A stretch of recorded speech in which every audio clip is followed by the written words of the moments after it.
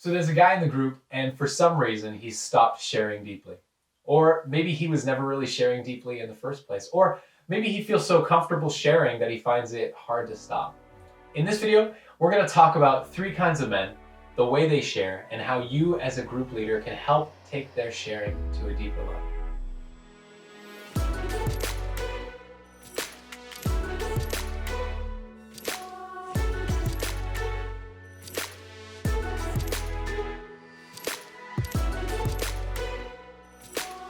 Hey guys, I'm Steve. I'm Lyle. And this is Level Up, the 10-minute monthly dose of leadership training that will help you take your next level group To the next level. Over the past couple of months, we've been talking about the 3 essentials that should be a part of every group meeting. Number 1, open up the scriptures together. Number 2, open up our lives to one another. And number 3, intercede on each other's behalf. Yeah, so Bible, sharing, prayer. Nice, succinct wrap up there. You're yes. welcome. Last month, we dove a bit deeper into the first essential, Bible study. We talked about how we as leaders can prepare for and practically lead our groups through the ASAP Bible study method. Make sure you check out that video if you haven't already. But this week, we're going deeper into essential number 2, which is the necessity of setting aside specific time for deep sharing. That's right, and this step we believe is absolutely essential. Without transparent sharing, without each man opening up about his life to the others at a deepening level, week by week, we don't think we'll ever be able to develop authentic spiritual friendships. In fact, this is why Nextlevel came into existence, to give men the opportunity to be real with each other, to be in relationships with other men that are safe, caring, and life-transforming. And before we proceed any farther, I just want to, with you, address what I think is a myth about men and sharing. I hear it all the time. Oh, men don't share, or men don't share deeply. Men don't like to talk. They don't want to talk about themselves. I think in our experience, being in groups, it's not true. Yeah. And I think the myth is somewhat true because there's a sense in which guys are hesitant. But if you put men in the right environment to share, there's a lot inside that they want to get out, and they will talk freely. That's right. So let's talk about those ways. Let's get practical. How do we as group leaders actually help the men in our groups get to this deeper level of sharing? Okay. Well, to help the men go deeper, we have to kind of realize that there are 3 different types of men sitting in our group every week. Maybe more, but 3 for sure. There's the under-talker, there's the over-talker, and there's the surface talker. So, well, let's start talking about this first guy, the under-talker. Who is he? What's he like? Well, the under-talker, as you might expect, is the guy who's slow to jump in. The guy that you're always pulling, you're wanting him to share something, but he stays pretty quiet within the group all the time. And you have to remember that the under-talker doesn't mean he doesn't have something to say. He usually has lots to say, but he needs some help to do it. That's right. Well, he's not talking for some reasons, right? There's reasons behind why he might not be talking. Let's talk about what some of those reasons could be. Yeah. Well, probably many we could go back and forth, but I would say one of them is he may have been hurt before in another group context or a personal situation. As he's opened up his life and shared more deeply, he has been shut down somehow and feels bad about that. And then there's certain fears that guys have, right? There's a fear of rejection, maybe the fear of being misunderstood. I won't be able to say this the right way and capture it, and what if they misunderstand me? Right. Fear of emoting. What if a guy shares and he begins to tear up? For some guys, that's the worst thing that could happen in that guy's life. Yeah. Then there's guilt. Yeah. Shame. A guy who's carrying that around with himself. Yeah, for sure. I mean, there's one last one that I can think of, this fear of apathetic response. Can you speak a little bit about that? Yeah. I think this one's big, Steve. This idea that when I've shared before, I've opened up, I kind of opened the curtain on my life and showed some guys, and I didn't get a response right then. I said, oh, thanks for that. And who else wants to share? Yeah. It's kind of very, treated very cold. The guy's just handed you something that to him is very precious, and we move on. Or maybe they don't pick it up the next week. He shared something deeper. I'm really struggling with this, guys. The next week, no one says a word. He doesn't receive a text or an email saying, hey, thanks for sharing. Those kinds of things, a guy will shut down for sure. And in a sense, you can't blame him. Yeah, absolutely. I mean, so we've talked about the undertalker, who he is, why he might not be talking as much. What's our desire for him as group leaders when we look at him? What's our goal, our desire for him? Well, we just want to help him. We want to assist this guy, pull him out, enable him to share in a way that he hasn't been able to do that before. So how do we do that? I think first step is to single him out. I mean, if he's not sharing, then say, hey, let's say his name's Joe. Joe, what are your thoughts on this? What do you think about this passage? What insights do you see? You know, just simple observation questions before you get to the deeper stuff, but get him sharing at least at that level. Tell us more about this circumstance in your life, or how do you feel when, you know, those kinds of questions, but you're directing it at him personally. Yeah, absolutely. Those two things, singling him out and then asking questions, those kind of happen within group time. Yep. But what if that within group time doesn't really work? What do you do next?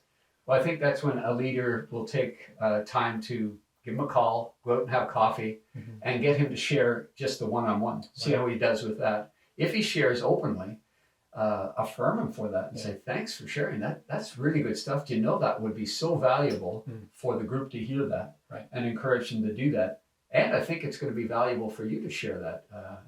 If you think maybe he struggles sharing, then you say, maybe you could help me understand, is there any reason you don't share as personally in the group like you just did with me? And see if there's something he might be able to reveal about his situation. Yeah. Right. That's really good. So can you think of any other reasons why the undertalker might not share? Here's one big reason. The undertalker doesn't talk because the overtalker is talking too much.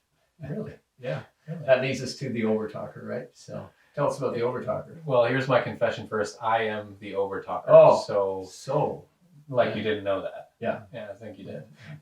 Just kidding. Here's what I'm like. I feel comfortable sharing with a group. The overtalker feels comfortable. You ask him questions. He's not really leaving dead air. He's answering those questions. He probably talks a little bit more, right? He talks more frequently. He jumps in maybe more quickly when a question is asked as opposed to the other guys. He has lots to share, but might not be very good at doing so succinctly. Maybe he's talking in circles. Maybe he's repeating the same thing over and over and over and over and over and over again. Yeah. Okay. And nice demonstration. Yeah, you're welcome. You're welcome. Well done. So that's who we are talking about when we talk about the overtalker. Yeah. But who are we not talking about then? Yes, glad you asked. We are not talking about the guy who needs to share, and he actually has something to share that's pretty deep. It's maybe something he's going through at this particular season that is really quite heavy, and frankly, we should give it more attention. So the overtalker is not that guy. Really, who he is he's the guy who's habitually sharing over and over and over again at great length, and it's just kind of becoming a pattern that is actually hurting the group. And sometimes he's just maybe not oversharing. He's just jumping in so quick. Right. You know, it might not even be all that long, but he's the first answer, and another guy's just say, well, we need to challenge him on that or help him in that excitement about sharing. That's right.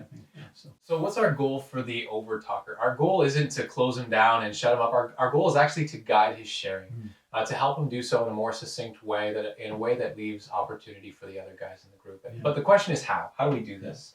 And really there's three ways. The first one is to give him some parameters. Before the sharing time starts, say, guys, we're going to take 5 to 8 minutes each to share during this sharing time. As an example, right? It's going to change week to week, if you will, depending on what's going on. How much time. Size of your group, how much time, exactly. But give those parameters before sharing time starts. That's going to help him with expectations and actually gearing his sharing toward those expectations. The second thing you can do is actually give some prompts during that group time. Maybe it's a physical prompt.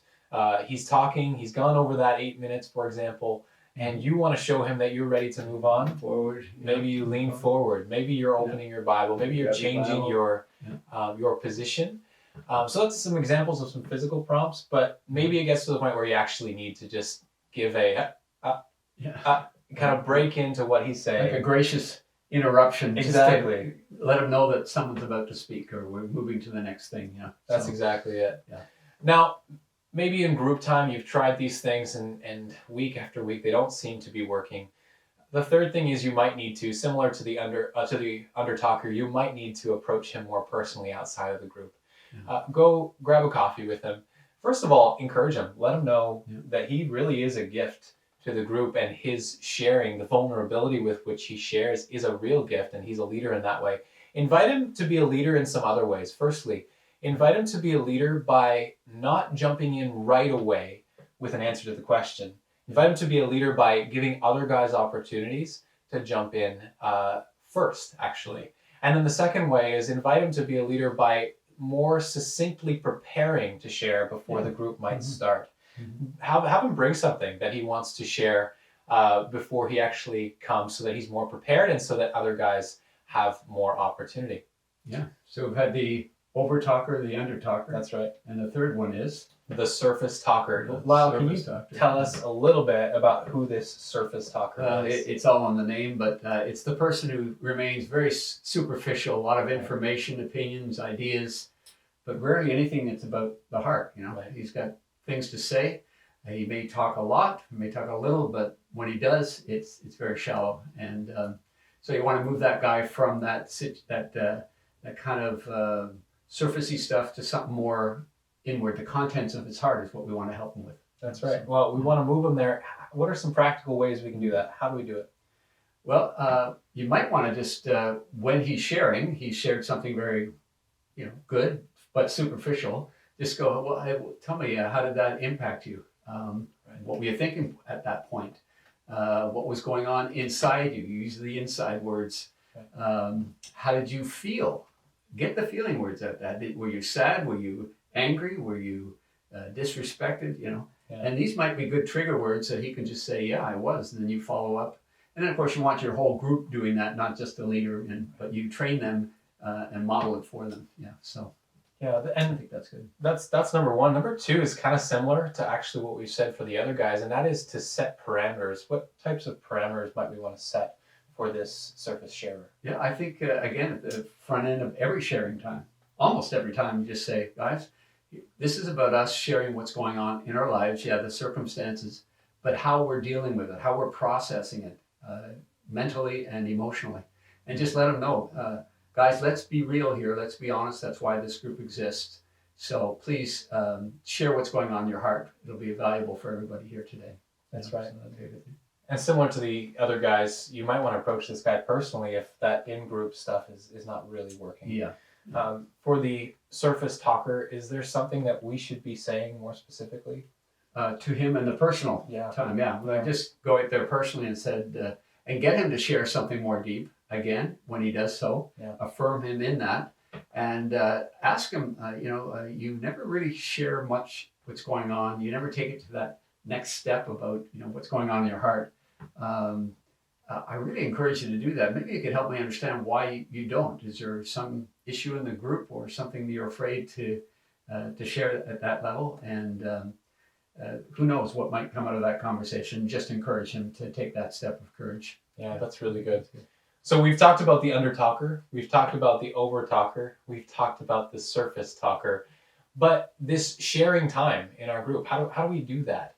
Well, just a really quick point. This time we think should be a good third of your group time. Set aside some specific time in the group for the guys to actually share. Go guy by guy and invite them to share what's going on in their lives in that particular week. And guys, honestly, this is challenging. It's challenging. We've been challenged by it in our group times as well. But we wanted to give you some tools today to use. It's going to take wisdom. It's going to take discernment to know which tool to use at which point for which guy. But pray about that and work together with your co-leader to do it. Yeah. And speaking of co-leaders, that's why we have co-leaders. Yeah. We can work together on this. We can make these observations. And we encourage you as co-leaders to get together every quarter and just sit down, have a talk about where the guys are at. And you might find in that discussion, you've got an over talker, an under talker, or a surface talker, and say, how do we work together on helping this individual and helping the group to move to a place of deeper sharing? That's great. In the show notes today, you're going to find a document called Questions to Ask During Sharing Time. go ahead down to those show notes, click on the link, download that document, print it out, stick it in your Bible. We think it's going to be a helpful tool for you as you go to lead your group week by week in the sharing time. And before you... You know you're oversharing, eh? Well, I'm trying to finish it. Okay, Before you go, hit the subscribe button below to make sure that you catch the next video when it comes out. And in fact, while you're hitting that subscribe button, there's a little thumbs up button right beside it. You can click the like button. There's also a thumbs down button. If you click the thumbs down button, that is going to basically negatively impact the video and it being able to be seen by other group leaders. And we really don't want that to happen. We want for all of those group leaders to be able to see it. So definitely hit that thumbs up button, and just a reminder to hit that subscribe button. You know, YouTube is a really funny place.